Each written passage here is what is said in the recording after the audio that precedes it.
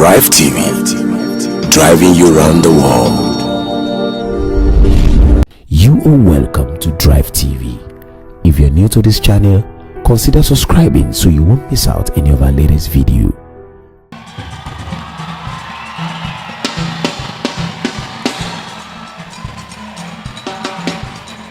ẹ̀rín lẹ́jẹ̀rẹ́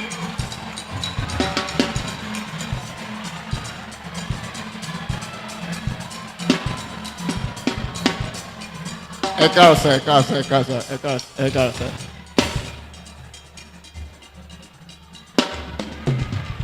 Aha! Bàbá lórúkọ Jésù, bàbá lágbára ẹ̀jẹ̀ Jésù, bàbá dúpẹ́ wípé asùn láyọ̀ àtúnjí láyọ̀. A dọ̀pẹ́ wa. Àmín. Àmín. Olúwa. Dọ̀pẹ́ ẹ̀rù jẹ. Àmín. Dọ̀pẹ́ onílé ọ̀la. Àmín. Dọ̀pẹ́ ìjìnlẹ̀ fẹ́. Dọ̀pẹ́ àtòbí. Dọ̀pẹ́ àtòkòtìlẹ̀. Dọ̀pẹ́ àtògbẹ́kẹ̀lẹ̀. Àmín. Dọ̀pẹ́ wa. Jésù. Àmín. Dọ̀pẹ́ ìjìnlẹ̀. Àmín. Dọ̀pẹ́ wa. Bàbá. Àmín. Dọ̀pẹ́ wa. Ọkọ. Àmín. Dọ̀pẹ́ ẹ̀mí mímọ́. Àmín. Dọ̀pẹ́ wa. mẹ́ta lọ. Àmín. Dọ̀pẹ́ wa. ìgbàyíyọ. Àmín. Dọ̀pẹ́ wa. Jésù. Lórí Báyọ̀. Dọ̀pẹ́ wa. Àmín. Olúwa. Dọ̀pẹ́ wa. Àmín. Dọ̀pẹ́ ẹlógójìlọ́. Dọ̀pẹ́ ẹlẹ́rù ní. Dọ̀pẹ́ ìjìnlẹ̀ fẹ́. Dọ̀pẹ́ àtóbi. Dọ̀pẹ́ àtógbójúlé. Dọ̀pẹ́ àtósìmílé. Dọ̀pẹ́ àtógbẹ́kẹ̀lé. Dọ̀pẹ́ wa gbà yín wa. Dọ̀pẹ́ wa gbà. Dọ̀pẹ́ wa. Dọ̀pẹ́ wa. Lórí de. Ẹ ṣé Olúwa. Olórun yàdé. Ẹ sọ fún ọ lórí rẹ. A dọ̀pẹ́ wa gbàyìn wa Olúwa. Dọ̀pẹ́ àkọ́dá ayé. Dọ̀pẹ́ àṣẹ̀dá ọ̀run. Dọ̀pẹ́ ológo dídá. Dọ̀pẹ́ ẹlẹ́rù ní. Dọ̀pẹ́ ìjìnlẹ̀. Dọ̀pẹ́ àtóbi. Dọ̀pẹ́ àtógbójúlé. Dọ̀pẹ́ àtósìmílé. Dọ̀pẹ́ àtógbẹ́kẹ̀lé. Dọ̀pẹ́ wa gbàyìn wa. Dọ̀pẹ́ wa fún rírí jẹ. Dọ̀pẹ́ fún rírí. Dọ̀pẹ́ fún rírí. Dọ̀pẹ́ fún rírí. Dọ̀pẹ́ wa. Dọ̀pẹ́ wa. Jésù. Ó yá. Lórí Junior.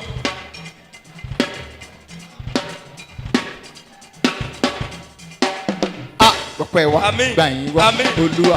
Dọ̀pẹ́ ẹ̀rù jẹ. Dọ̀pẹ́ mẹ́ta lọ. Dọ̀pẹ́ abójúmílé. Dọ̀pẹ́ olùdáhùn. Dọ̀pẹ́ olùràpárá. Dọ̀pẹ́ wa Jèhófà. Dọ̀pẹ́ wa Jèhófà. Dọ̀pẹ́ Jèhófà jíire. Dọ̀pẹ́ Jèhófà nísì. Dọ̀pẹ́ Jèhófà ṣàmà. Dọ̀pẹ́ Jèhófà rà. Dọ̀pẹ́ wa gbàyìn wa. Dọ̀pẹ́ wa gbàyìn. Dọ̀pẹ́ wa. Daddy. Daddy.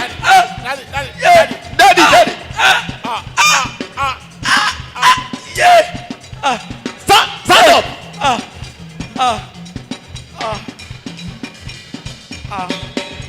Come on, sit here.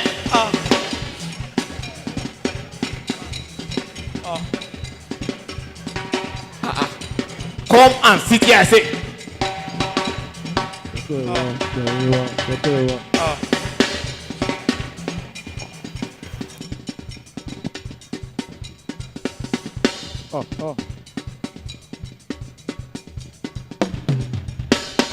Lórí èmi gangan. Ẹ ṣé Olúwa.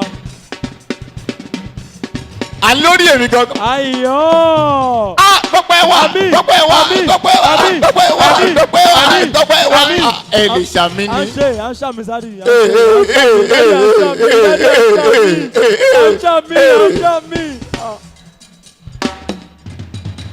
Dọ̀pẹ́ wa. Dọ̀pẹ́ wa. Dọ̀pẹ́ wa. Àmín Jésù. Olúwa wa. Àmín. Ẹ káàsán. Oyè ẹjọ́ kò sí táìmù ẹjọ́. Dádì lọ́dọ̀ ọ̀gbọ́n ni Ọlọ́run ṣe sà ẹ́ bẹ́ẹ̀ ni sà wọ́n ti sọ balance contract tí mo ṣe yẹn in fact gbogbo ẹ̀ náà tán sà. Wow, congratulations. I'm happy for you. Ẹ jókòó my brother. sorry sir aha ẹ gbà sir aha kọ́kọ́rọ́ kíni kọ́kọ́rọ́ mọ́tò bẹ́ẹ̀ ni sir rain sport rich kíni rain sport rain sport for you for me Mr. James ayé yín ò ní dáa dadi èpè ní ayé yín ò ní dàrú òun ni mo fẹ́ wí Mr. James ayé yín ò ní dàrú àlàyé yín ò ní dàrú mo láyé yín ò ní dàrú àlàyé yín ò ní dàrú mo láyé yín ò ní dàrú àlàyé yín ò ní dàrú mo láyé yín ò ní dàrú àlàyé yín ò ní dàrú mo láyé yín ò ní dàrú àlàyé yín ò ní dàrú mo láyé yín ò ní dàrú àlàyé yín ò ní dàrú mo láyé yín ò ní dàrú àlàyé yín ò ní dàrú mo láyé yín ò ní àlàyé yín ò ní dàrú má bínú sí mi my brother mo sorry gan inú mi ló dùn gan àti pé mi ò expect something like that jọ má bínú. Alright Mr. James níbo ni mọ́tò yẹn wà ó wà níta sà ó wà níta kúlẹ̀ kí n ṣe aládùúrà.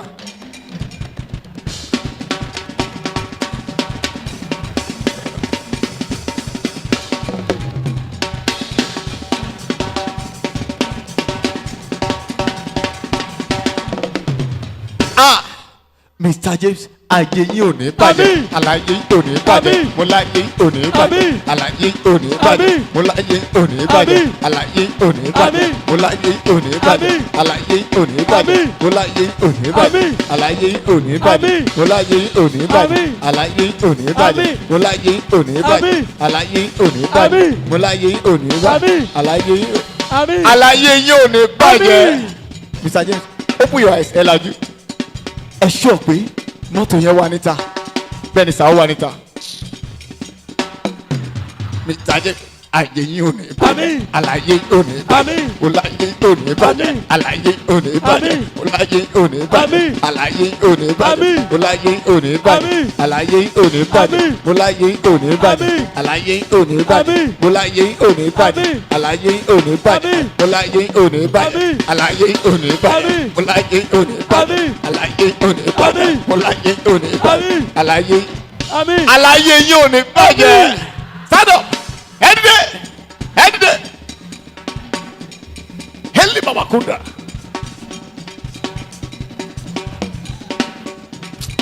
All right, Mr. James, kọ́lọ̀ wo ni black ni sa black tún ni Mr. James ayé yín ò lè bàjẹ́ àlàyé yín ò lè bàjẹ́ mọ́lá yín ò lè bàjẹ́ àlàyé yín ò lè bàjẹ́ mọ́lá yín ò lè bàjẹ́ àlàyé yín ò lè lose mọ́lá yín ò lè bàjẹ́ àlàyé yín ò lè bàjẹ́ mọ́lá yín lose àlàyé yín ò lè bàjẹ́ mọ́lá yín ò lè bàjẹ́ àlàyé lose mọ́lá yín ò lè bàjẹ́ àlàyé yín ò lè bàjẹ́. Oh my God, I'm confused. Mi ò màdúrà tí mo gbà mọ́ mi ò mọ tí mo sọ mọ́ I'm confused mi ẹlẹ́dàá mi ṣàánú mi. Mi ò máa dúrà tí mò ń gbà mọ́.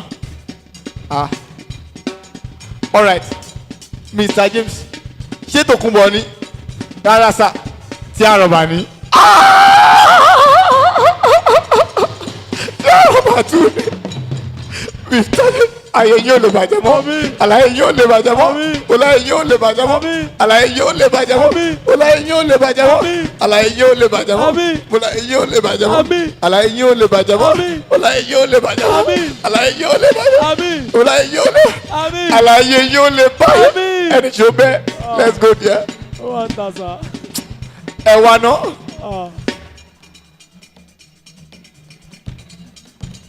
àní ẹ wá ná. Mọ́tò yẹn wà ń ta. Ẹ dábìlì ọbẹ̀ ìṣe èrè ni.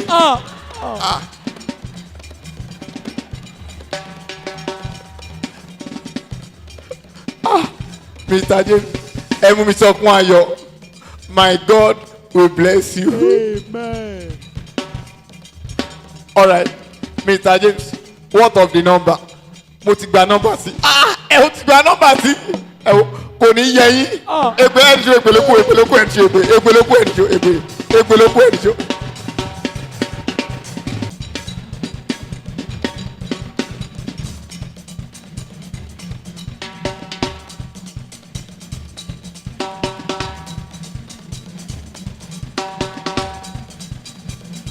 God bless you, my brother. God bless you. God bless you.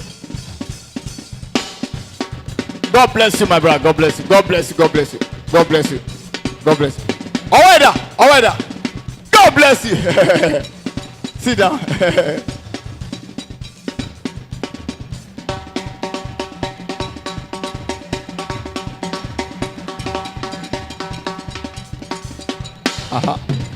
Pastor ẹkùṣẹ́ olúwa ọlọ́run òun ni kíákí kí ni mo lè ṣe fún ẹ dádì bí mo ṣe tó yìí bóbìnrin ṣe pọ̀ tó mi ò lórí ìyàwó kò sóbìnrin tó fẹ́fẹ́ mi jẹ́ ká gbàdúrà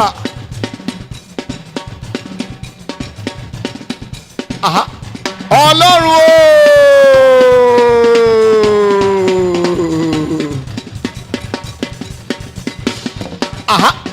ọlọ́run èmi pásítọ̀ jẹ́jẹ́ mo ké pè ọ́ lórí ìránṣẹ́ yìí wá ṣe ìyanu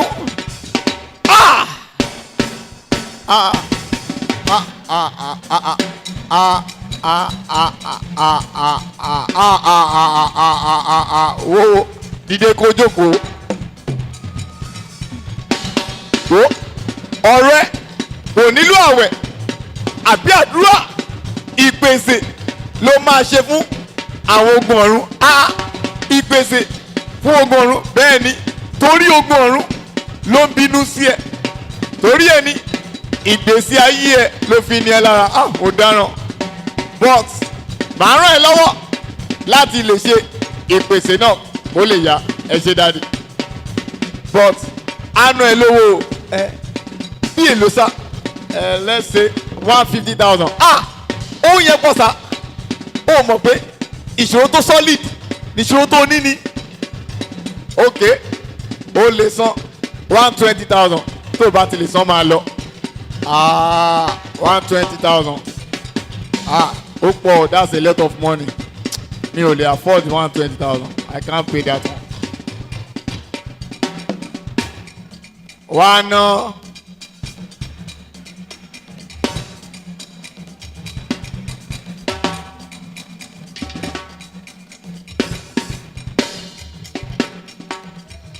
èlò lóní ẹ̀wù dádì kí n má parọ́ wo má wulẹ̀ sọ̀rọ̀ san 100,000 jálẹ̀jálẹ̀ alright ma try wá wo tó bá ti ń bọ̀ rí dájú pé owó yẹn pé simply because àwọn ogun ọ̀run wọ̀ nígbà part payment yes sir jẹ́ kó pé o yes sir jẹ́ kó pé o yes sir rí kó pé o yes sir ìwọ dàbí ò fẹ́ no write check o má kọ check fún mi o so má kọ check fún mi o.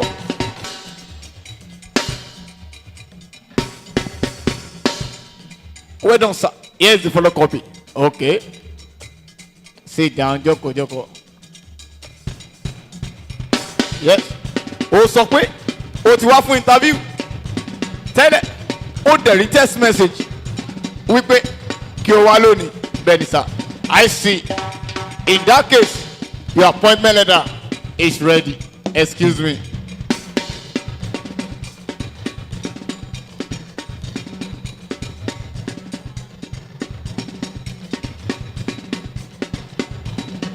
Yeah. You are my Aranleku. Aranleku. Aranleku. Aranle. Oh, what is this? Alàgbà. Ọ̀gbẹ́ni. Mr. Man. Hello.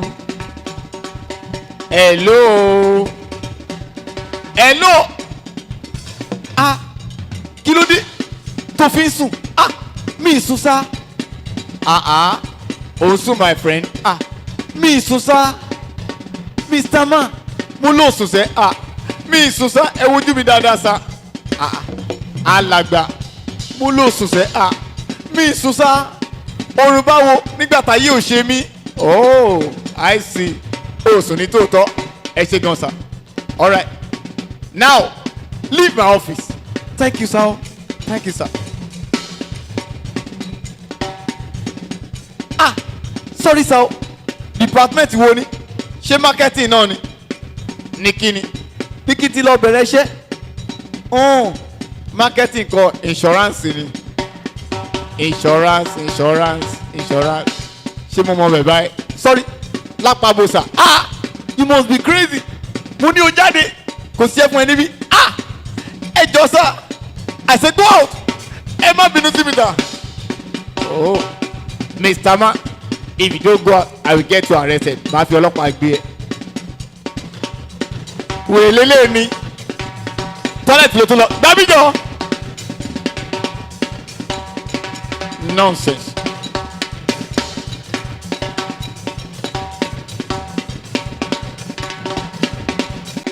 Who is going to help Mike to solve his problem?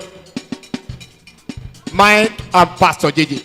Let's see if Pastor JJ will be able to help Mike out of this unpleasant situation.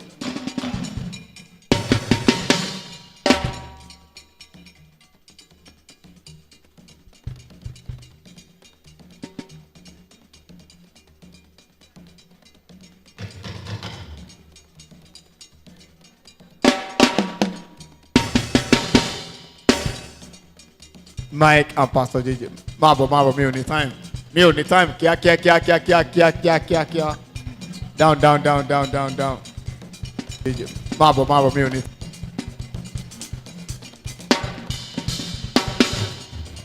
Wọ́ lọ́jọ́ kò síbẹ̀ yẹn.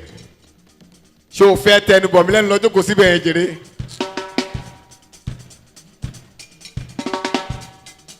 Bọ̀ síbẹ̀ yẹn, ọ̀fẹ́ jókòó sáyé wòlíì ni kí ló ṣe léyìí? Fue. Ah, ṣé o normal ṣá? Òkè mò ń ṣeré ni. Sit down there.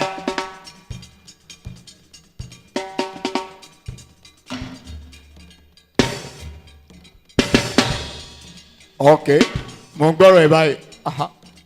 Dájú, ohun tó ṣe mí, mi ò tí ẹ bá rí. Irú ẹ̀ rí, orun adédékùn mi, màá dẹ̀sùn lọ láì rò tẹ́lẹ̀. Nǹkan kékeré nìyẹn. Lọ́dọ̀ Ọlọ́run, èmi Pastor JJ, òǹlẹ̀ iṣẹ́ ládùúrà.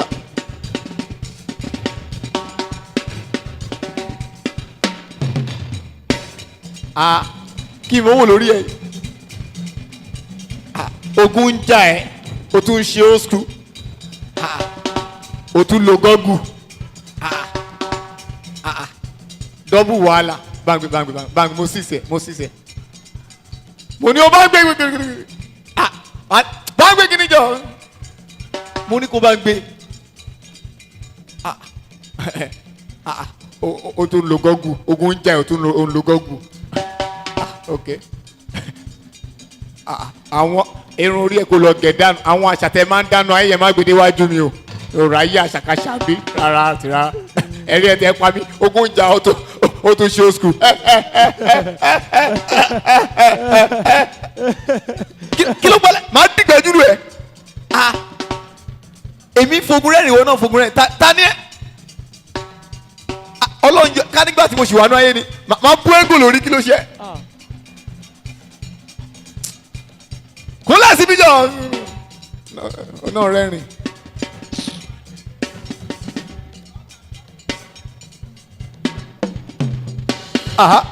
Ọlọ́run mi, mo gbàdúrà fún ìránṣẹ́ yìí.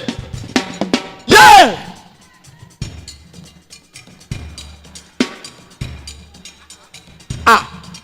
Kí ni yẹn sà? Kò sí nǹkan kan. Ó máa bọ̀ lápá bí. Àní o máa bọ̀ lápá bí, má máa gíw, problem tó ní nìyẹn, má máa gíw. Bọ́sàpá bí. Kúnlẹ̀.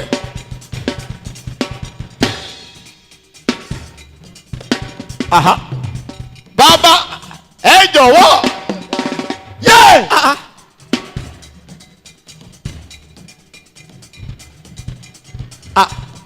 Kí ni yẹn sá? àní kò sí kankan in fact let's go oya. Oje.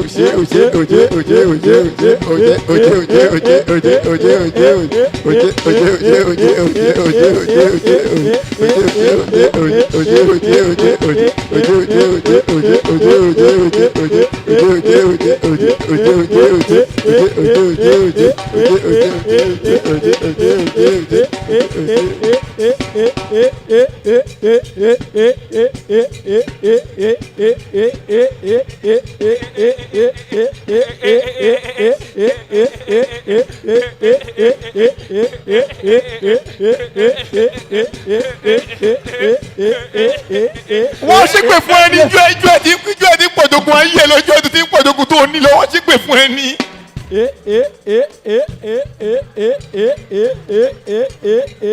Máa lọ I don't want to máa lọ máa gbógun ẹ lọ dáàsì máa gbógun ẹ lọ. Dáadé ẹjọ́. Mi ò àtẹ́ǹsì ẹ mọ́.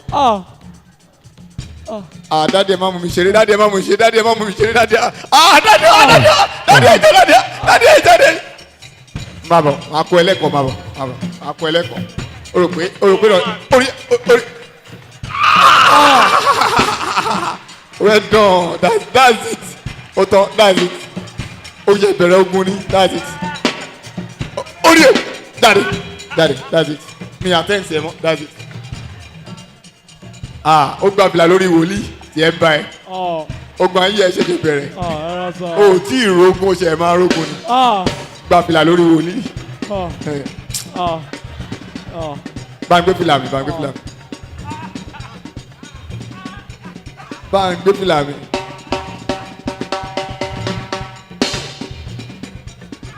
gbé fìlà mi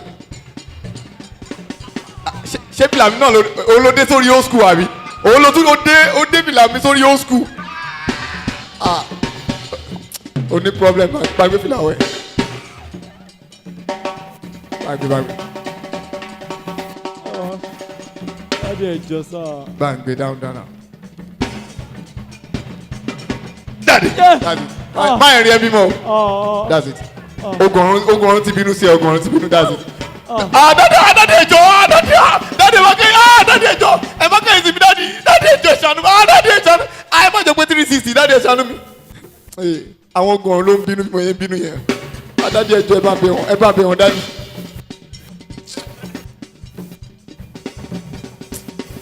Dáa bọ̀ síbí jọ.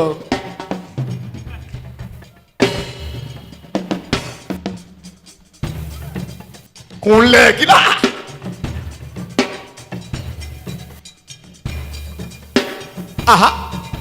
Bàbá wà á dábìrà.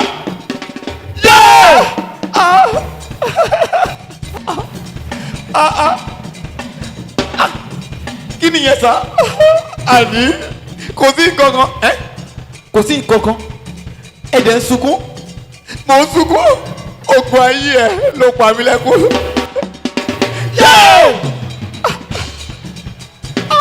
Ògbé bíbílẹ̀ wo jọ mo bẹ̀ ẹ́ bá mi gbé orí ibú ẹ̀ jáde. Kí ni mo ṣe? O tún bí mi ó bá tètè jáde máa fi òróró ṣépè fún ẹ. Jáde.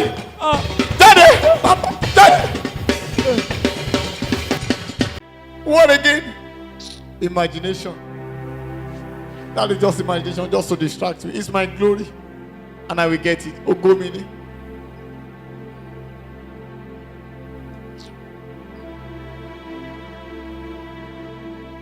Stop.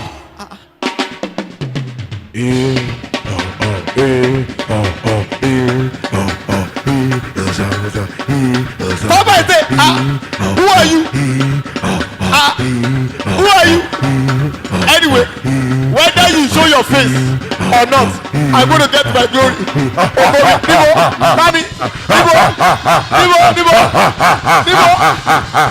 Nibo, yeah.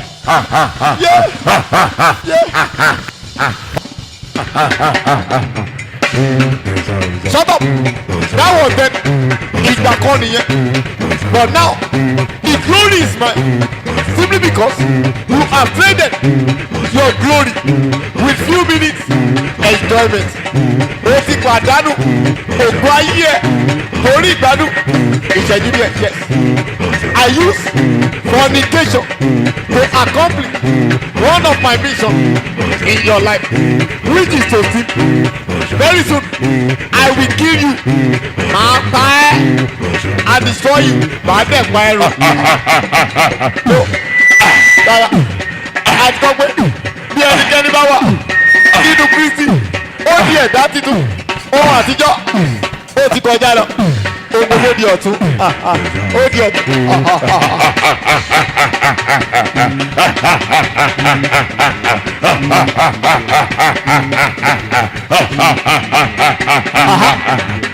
Sọ́tọ̀, ó ti gbàgbé ni, ó wà nínú àkọsílẹ̀ bẹ́ẹ̀nikẹ́ni tó bá ń dẹ́ṣẹ̀ tí èṣù ní ìdá kọ̀bí sí is of the devil.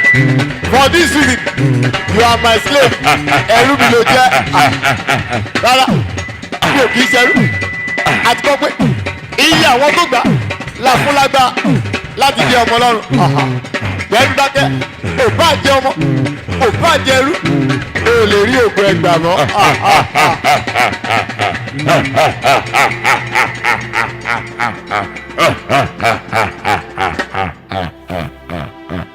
Ó mà ṣe Sátánì pa Máìkì láyò. It seems it is over with mine. The devil has won the battle. Ó mà ṣe ẹni tó wálé ayé tí orí ògolo ó wá iye asán. Ẹ jẹ́ kí n gbàdúrà fẹ́nìkan tó lè ṣàmì dáadáa. Lórúkọ Jésù ò ní wá iye asán. The Bible says, for all have sinned, I'm conscious of the glory of God. Romans 3:20. Gbogbo èèyàn ló ṣe ẹ̀dá kùnà ògo Ọlọ́run. Ẹ̀ṣẹ̀ gbá ògo sàn lọ́wọ́ ènìyàn. Ẹ̀dá tí Olúwa dá tògótògó pàdánù ògo fún Sátánì nípasẹ̀ ẹ̀ṣẹ̀. Ó mà ṣe. The glory has been lost as a result of sin. And the question is, what is the way out? Ṣé ọ̀nà àbáyọ wà bí? Yes, there is a way out. How do I mean? Someone has paid the debt on the cross of Calvary. Jesus died on the cross. He used his life as ransom. Ó fi ẹ̀mí ẹ̀ san gbèsè náà lórí igi àgbélébùú. Jésù kú lórí igi. No wonder the Bible says, for this purpose, the Son of God was made manifest, that he might destroy the works of the devil. Torí ìdí ìlọ́wọ́ náà ṣe farahàn láti pa iṣẹ́ òkùnkùn. And that is why Christ in you, hope of glory. Jésù nínú rẹ̀, ìrètí ògo.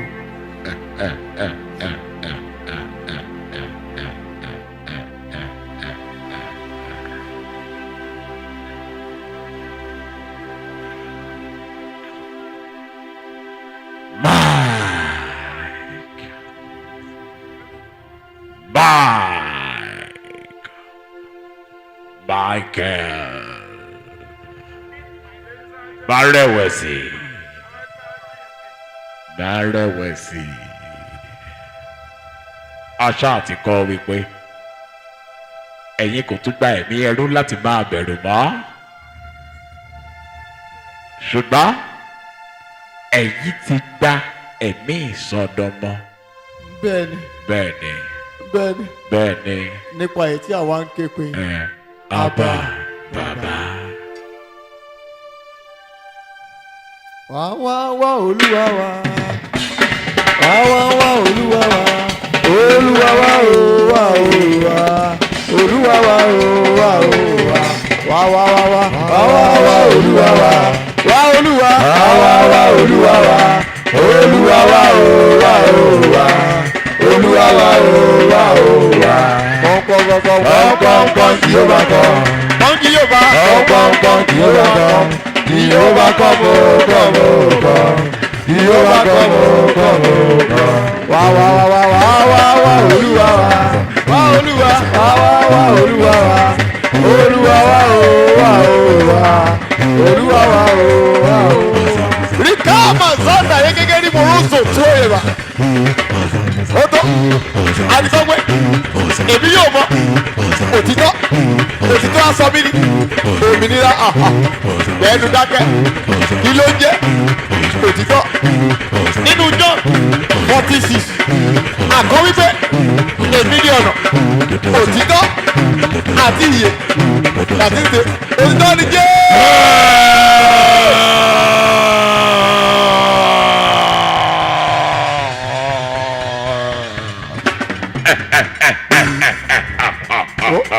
má wulẹ̀ tán ara rẹ jẹ́ o lè di òmìnira ó tó.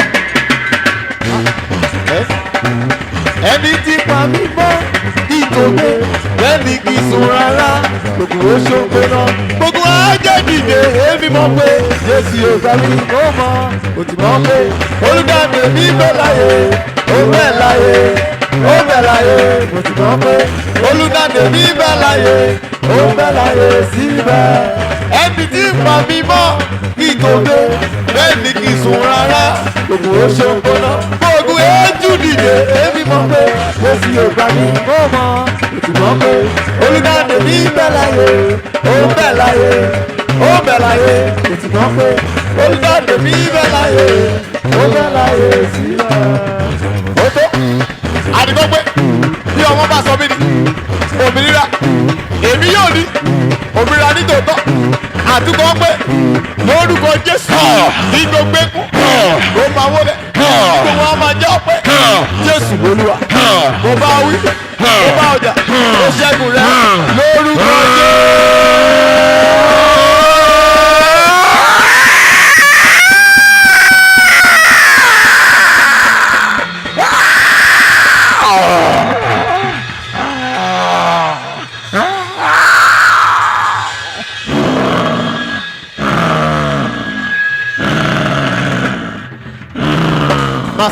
Massa.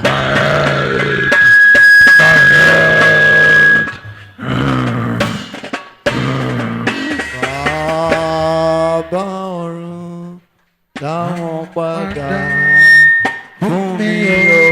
Bàbá o. Bàbá ọ̀run dáwọn padà fún mi o. Gbogbo.